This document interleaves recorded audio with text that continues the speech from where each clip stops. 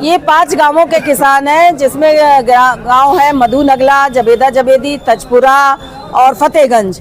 ये 5 गांव ओसवाल गन्ना किसानों वाले ही वो गांव है, जिनका ओसवाल में पहले था।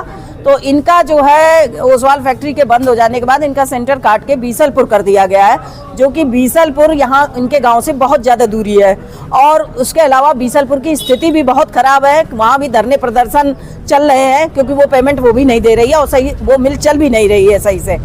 तो इन्होंने अपनी बात तमाम नेताओं से कही, जाके जनप्रतिनिधियों के आगे ये गए, अपनी गुहार लेके गए, लेकिन किसी ने भी इनकी नहीं सुनी। और 2 महीने हो गए इन्होंने अपना गन्ना नहीं दिया।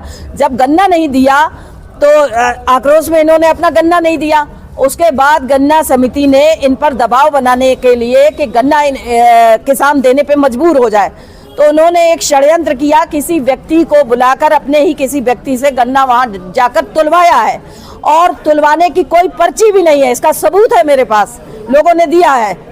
तो उसके बाद उन पर जो है रात के लगभग 2 बजे की बात है कि गन्ना तुलने का तुला गया है, जबकि 5 बजे के बाद गन्ना नहीं तुलता है।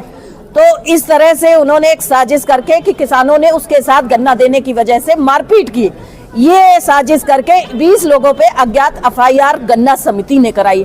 वो गन्ना समिति जो खुद किसानों के प्रति अपराधी है, जिसने ओसवाल का 2 साल का पैसा अभी तक नहीं दिलवाया और कोई भी जिम्मेदारी लेने से भी इनकार कर दिया, जिसको लेकर मैंने 9 दिन तहसील में किसानों के साथ धरना दिया है।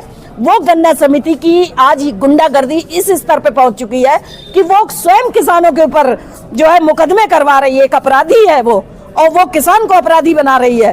तो इसके खिलाफ आज किसान इकट्ठे हुए हैं। हमने प्रार्थना पत्र प्रशासन को सौंपा है, नवाबगंज प्रशासन को, और ये मांग की है तत्काल ये मुकदमा वापस लिया जाए और इनका सेंटर जो है जहां किसान चाहते हैं, द्वारकेश, मीरगंज या पीलीभीत, इन तीनों में कहीं भी कर दे, इसके लिए किसान सहमत है। ये हमारी 2 मांगे हैं।